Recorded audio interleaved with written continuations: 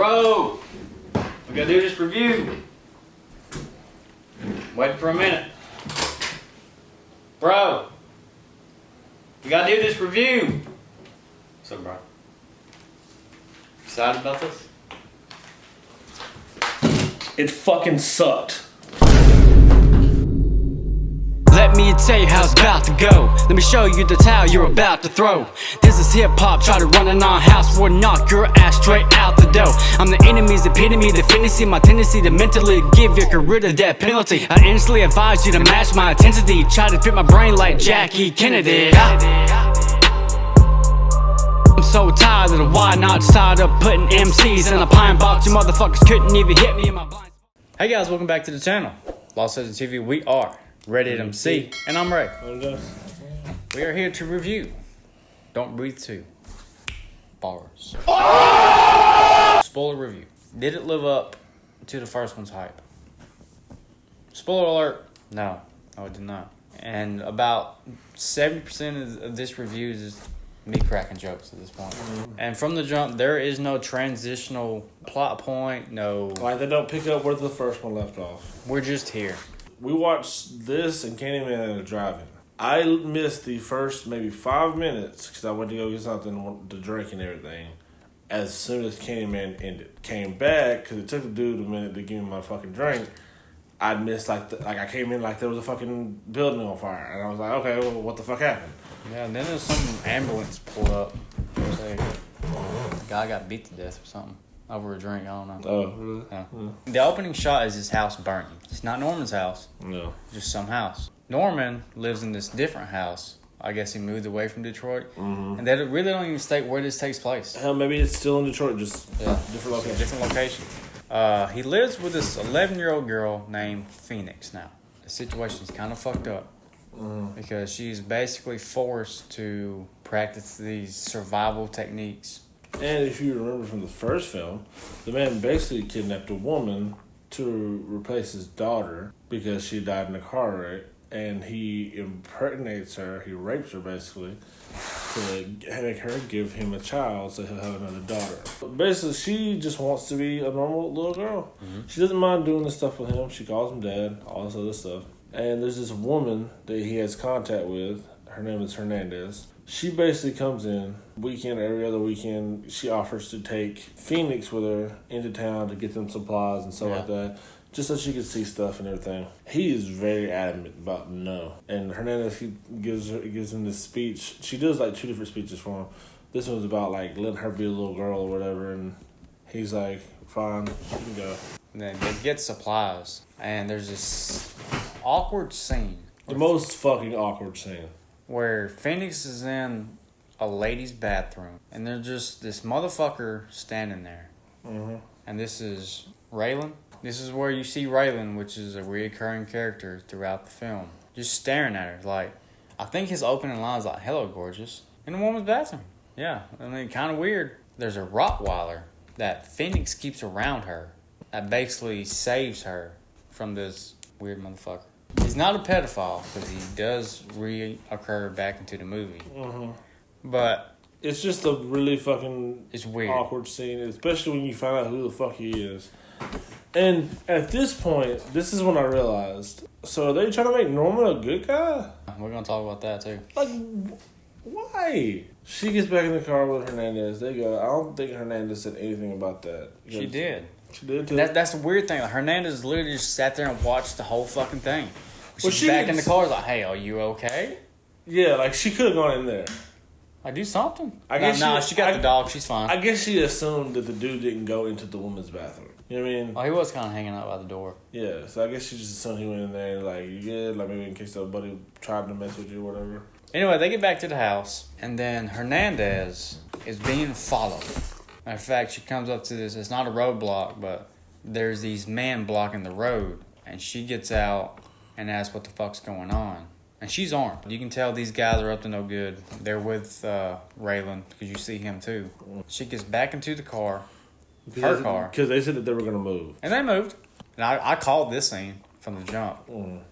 She gets killed. Yeah. There's a motherfucker in the back seat. Raylan and his goons are trying to get inside of Norman's house. Killed the dog, didn't they? Yeah, they killed the dog because Norman goes out searching for him. because he left the house searching for the dog. By the way, remember, in case you forgot, because I'm assuming you've watched Don't Breathe 1, Norman is fucking blonde. Like blind. My eyes! My eyes! He's having to use his other senses, and there's like 6 dudes who are trying to break in. With guns. With guns. We're supposed to think he's the good guy. Norman goes out into like the yard, the woods. The girl's there by herself. He finds the dead dog.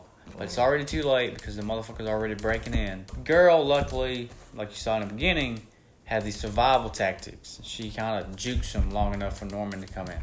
She goes into like the basement, and then she goes into this little crate thing. She's locked in. There's like a little hole where she can breathe and everything. She can get air. Like, she's smart enough that she did all this, trying to get the little girl. Norman comes back like almost immediately when he finds the fucking dead dog. There's this guy who, like, I guess he's standing guard, like inside the house by the main door. Because they're all in the house at this point. Norman fucking bursts through the window and like kind of fucking chokes him the fuck out. And kills him. And then one dude goes into the basement because he saw the little girl down there, and he's trying to get her out of the crate. His idea is, you know what I'm gonna do? I'm gonna put some water in this crate. I'm gonna drown your ass. I guess he was hoping, like, if I do this, maybe she'll open up and just come out, because, I mean, she's not going to want to die.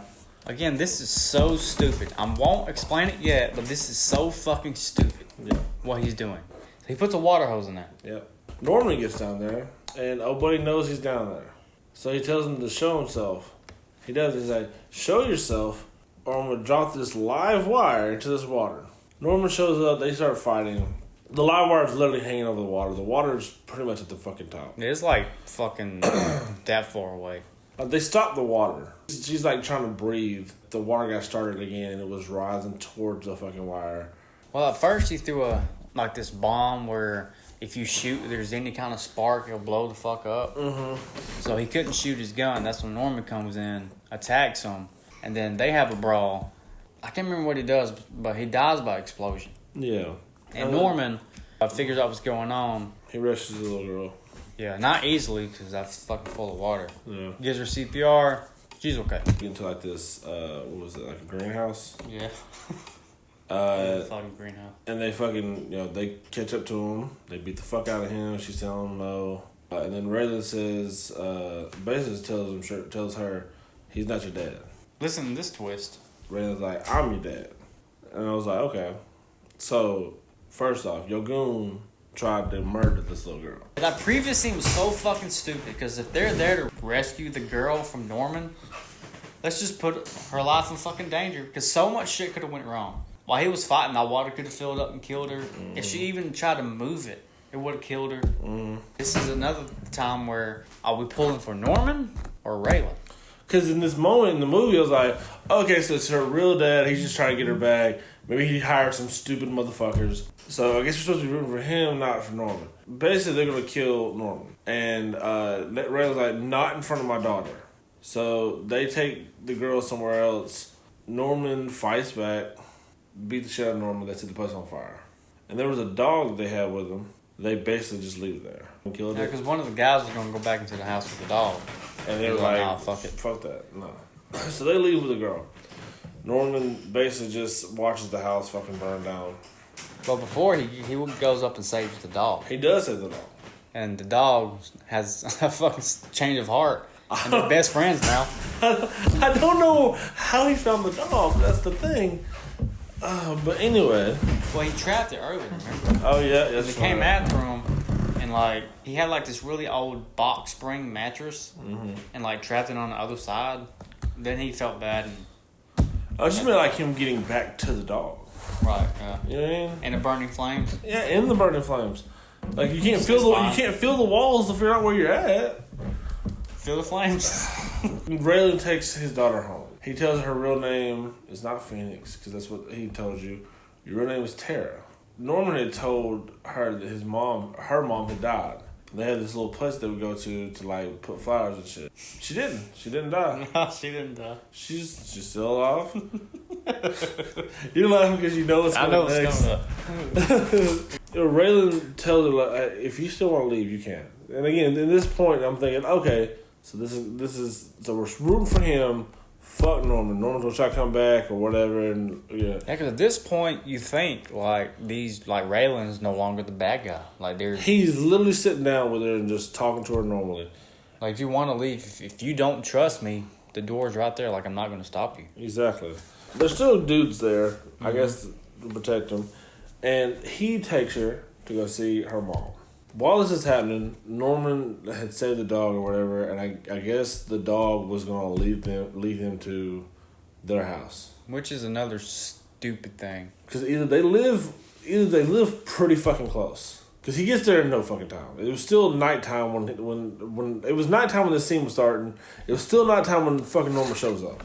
Raylan takes Tara to go see her actual mom. They have a heartfelt moment. They hug. They talk, all this stuff. Then they pull the absolute stupidest fucking thing ever. I don't care how much you addicted to drugs. There's no fucking way I would do this in any sort of fucking situation. I couldn't imagine it. Because I caught it on a news thing that Norman was watching. They were talking about how a house had burnt down because of a meth fire. Raylan and his wife, she cooks the meth. She makes it for them. And Raylan's, I guess, the head man in charge, and they got people to sell it, all this other shit. Well, the mom's dying. Meth lab explosion. It fucked up her heart with the straightest of faces. This woman looks at this little girl and says, I need your heart. So I can continue cooking this meth. What the fuck? Yeah, what the fuck? Then they drug Tara. They drugged her. They'd already drugged her while they were having this fucking conversation. Yeah. What the fuck? Like, what kind of plot point is this? Now we're switching back. Oh, Norman's not the bad guy. Raylan's the bad guy again.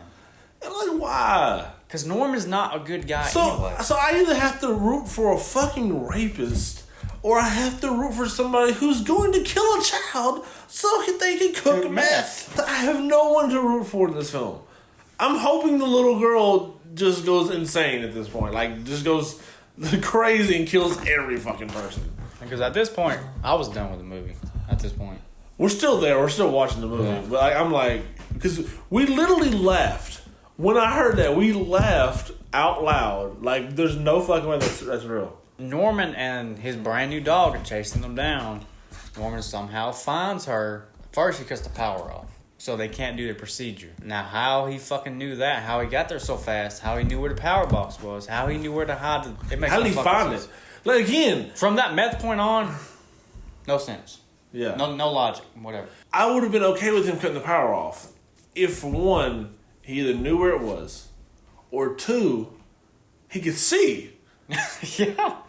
Again, the man's blind, and nothing against blind people, but like, if you go to a new place, you're not just gonna know where things are. And it's not like the dog's like, hey, brother, power box over there. Like, you know what I mean? It loses all fucking sense at this point. No, seriously, guys, look. If I was an actor who played Norman in the first one, because the first movie's pretty fucking good. Yeah. Really if I was reading this script and I saw this bullshit, I wouldn't return for the movie. No, I wouldn't have. So the power turns off, and they halt the heart swapping operation. Which the doctor was not for. But they're like, you're going to fucking do this. A guy goes down to the basement. Well, actually, a couple of guys. They see that the power box is fucked up. They got some wires ripped out and shit like that. Mm-hmm. Which I will give credit to this movie. Well, one guy goes first. Because there's just one guy. The fight scenes in this movie are pretty fucking dope. It's just the logic is out the window. This basement has like water in it. I guess it's flooded a little bit. I think he flooded. You know what? There's water sitting down. He comes up, grabs the first guy. He's out. The guys heard gunshots. When they come, Norman's laying down, playing dead like he got shot with the other dude right beside him. Maybe they went out together, but he can't see. So his senses, when he feels the water ripple on his hands, he knows somebody's there. And he takes out the other guys. And not only does he take these guys out, he one-shot kills all 4 or 5 of them. Like, he literally pops up, bam, bam, bam, bam, bam. Like it was nothing. Took them all out that easily. And I get it. Like, he feels it. He knows them there. But I don't think he could tell there was 4 or 5 guys there. And that they were in a fucking line. To put it in perspective of the last movie, even though Norman had a gun, like, he wasn't that skilled.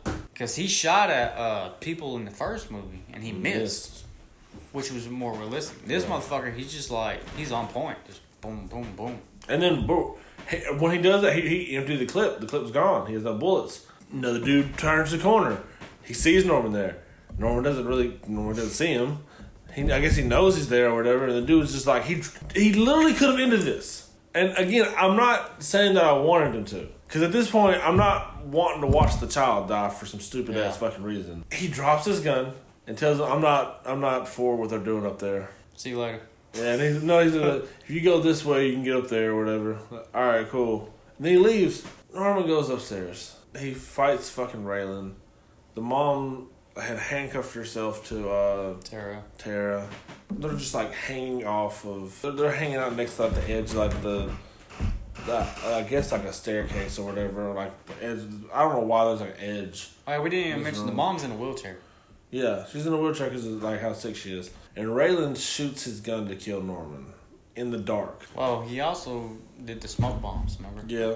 So Raylan couldn't see properly. Yep. So he shot, and he accidentally shoots his wife. Which Tara was like right beside.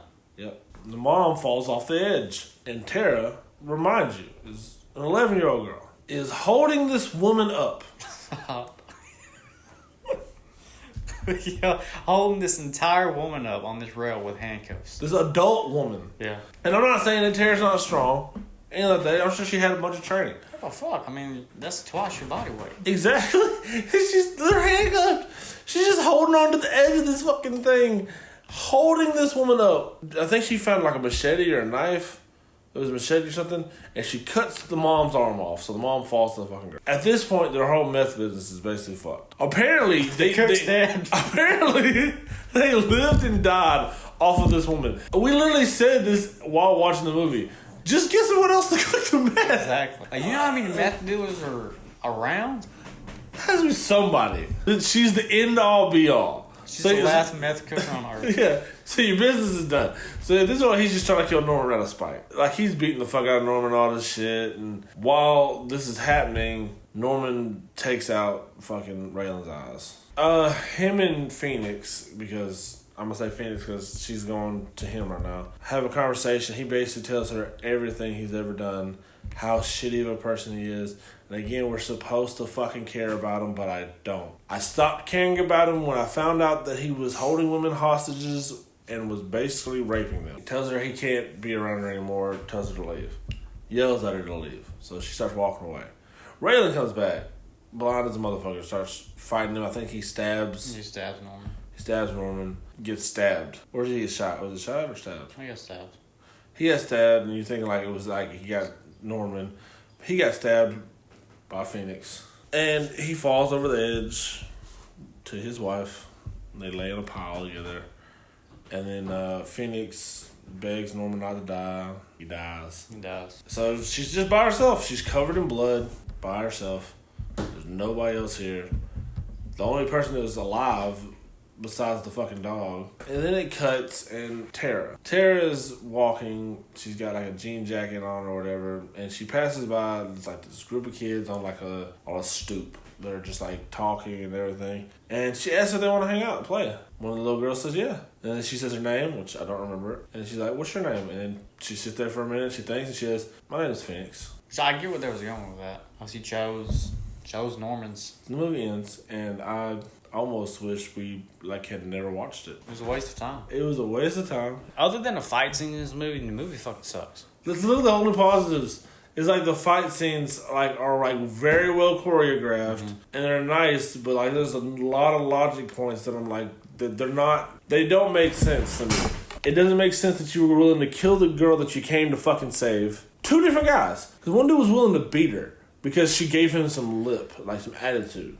One dude literally was going to fucking put a wire in the water to kill her. Now, Norman didn't know that they were coming to get that girl, to take her with the father. I get that. That's what we're supposed to think. But when you go back and look at it, it makes no fucking sense for him to make that play. Because what if Norman just didn't come out? What if Norman wasn't actually there? You gonna actually put the wire in there? Well, if he would have did, he would have killed himself too. True. He would have grounded up. Like I said, him and the dog getting there. Him, setting the fucking traps there. Cutting the power. Makes no sense. We even made that joke while watching the movie. Oh, that must be 2 blocks down. Had to been. It couldn't have been like downtown. And he's on foot. It'll take me an hour to walk from here halfway to work. Fucking twist of the meth thing. Why's it always gotta be drugs? I don't even give a fuck that it's drugs. Why was that not the other option? If he was just like, I want to save my wife or whatever, like because I love her so much or whatever, in that situation, it has to be somebody close to you. I get it. Maybe not the daughter. You should have looked somewhere else. But for the sole reason for her to cook meth. At that point, bro, just fucking find someone else. Well, there's no way there's not someone in that vicinity because you're selling the meth. There has to be at least one other person who's like, you know what? I could probably cook my own meth. This whole fucking movie's a tug of war of logic and like playing with your emotions. I like Norman. Piece of shit. So what? He saved this little girl from this meth lab. And we didn't even talk the fact that Raylan went into that girl's bathroom to talk to his daughter and was the creepiest son of a bitch. Like if it was your daughter and you were going to save her. Is that how you would have approached it? I would have come straight up to her and been like, look, that dude you with, he's not your real dad, I'm your dad, all right? If she didn't believe me, that's fine. I'd have tried to talk to her after her again or something. I would have not have, like, put my hand in her hair very creepily in a woman's bathroom. I thought he was, like, being a fucking pedophile. Yeah, just some random-ass pedophile that's just wanting this fucking girl. They also throw this random thing in there where it was an organ trafficking thing. So basically, they'd been, like, killing people and like taking their organs. They've really just been taking the heart, I guess, to try to give it to her to help her. I guess that doctor they had was like, no, that's not gonna work. Like it's gotta be have your daughters. Yeah, it's gotta be blood related. Doesn't make sense because you could put a fucking pig's heart in someone's chest and they would help. Even if it's blood type, I mean, there's only so many blood types in the world. Yeah, and if that's the case, just what's her blood type? All right, find another blood type. Like there's so many different things. Look, this movie. Overall, for me, it's not worth fucking seeing. I don't ever want to see Don't Breathe 2. It's so disappointing, man. Because the first one was like very intriguing. Yeah, if I had to rate this, bro, I'm gonna give it a 2. I'm gonna give it a fucking 2 for Don't Breathe 2. That's strictly off the fucking fight scene. Oh, didn't you say Rotten Tomatoes gave it like 48%? No, 42%. 42%? I wouldn't even give it that much. No. Maybe fucking 20s. Yeah. So basically 2 out of 10. Yeah, 2. I can't watch this again. And if y'all like this, I'm sorry. Why? It doesn't make sense. It doesn't. And if it had been like way after the fact, like if I watched the movie and thought it was a good movie, and then later on somebody pointed out the plot holes, like maybe like okay, yeah, I get what you're saying. I caught it in the fucking movie. I caught it while it was happening. And it's not like there's 2 or 3. Like there's this whole movie's just a bunch of plot points. They don't even really mention the main character from the first one. Explain how Norman and the girl got there. Why did he move? Like it's just nothing. You're just where there. are they?